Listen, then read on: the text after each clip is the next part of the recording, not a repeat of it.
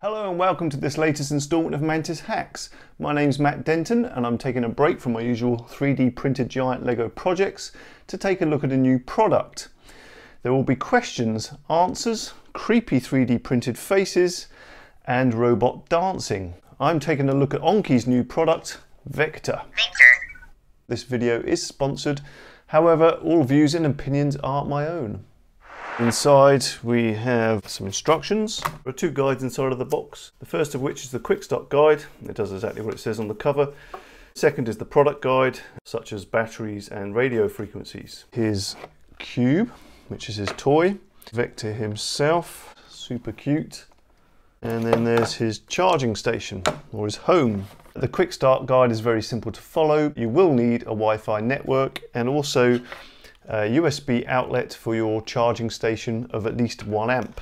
Vector is fully self-contained, so you don't need a phone or an app to run him. Right now he's running on his own, he's got the Wi-Fi connection and his charger, and that's basically it. So I'm going to start by waking him up and introducing myself to him. Hey Vector.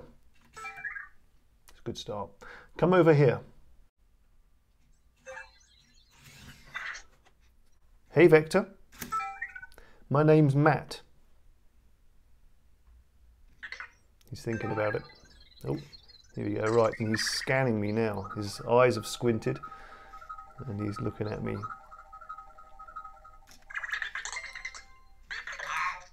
Matt? Yes. Yeah, Matt. And what I have here is two rather creepy prints that I did on my TAS 6. So I'm going to use these to try and fool him. Oh, sorry, dude. Hey, Vector. Who am I? Didn't fool him. Hey Vector, my name's 3D Print Matt.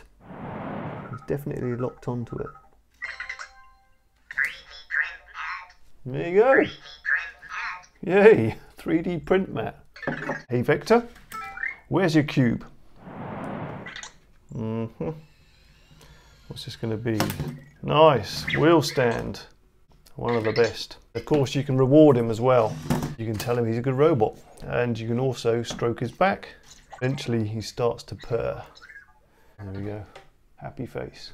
The attention to detail in the animation and the sound, it's really beautiful. You tie that in with his behavioral responses to the environment around him, and you get some really lovely moments. For example, the other day I'd asked him to go home, but I left his cube a little too close for his liking.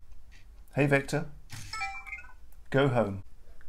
So I'll speed this little bit of footage up in a minute. You'll get the general idea as he puts away his cube. Anyway, there's a lovely little detail I want you to note at the end. Whenever he puts himself on his charger, he does a little wiggle and looks down. It's a lovely little animation. Now the engineer side of me also says that that's a great way of making sure he's got good contact with his charging base. I was setting Vector up for a Q&A session just the other evening, and I found another one of those lovely little reactions I wasn't expecting when I cut him off mid-flow through one of his answers. The reaction was so good that I actually found myself apologising to him.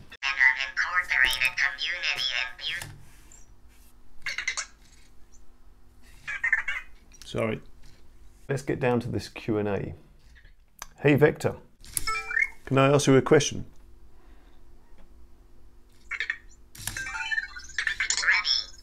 What is a robot?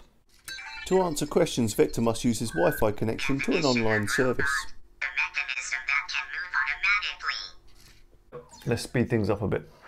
What is a droid? A droid is a fictional robot possessing some degree of artificial intelligence in the Star Wars. What is artificial intelligence? Definition of artificial intelligence, the branch of computer science that deal with writing computer programs that can solve problems creatively.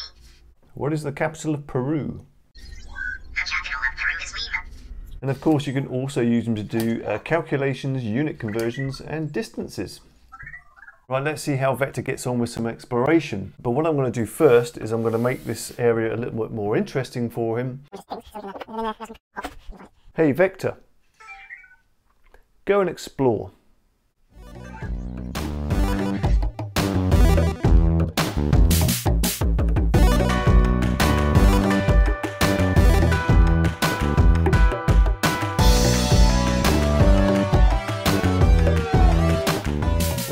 explored the table for about 10 minutes. He's got sensors to detect edges. One other interesting behaviour I noticed when he was exploring the table, he would come across an object, he would spot it with his sensor, but then he'd go back and give it a shove.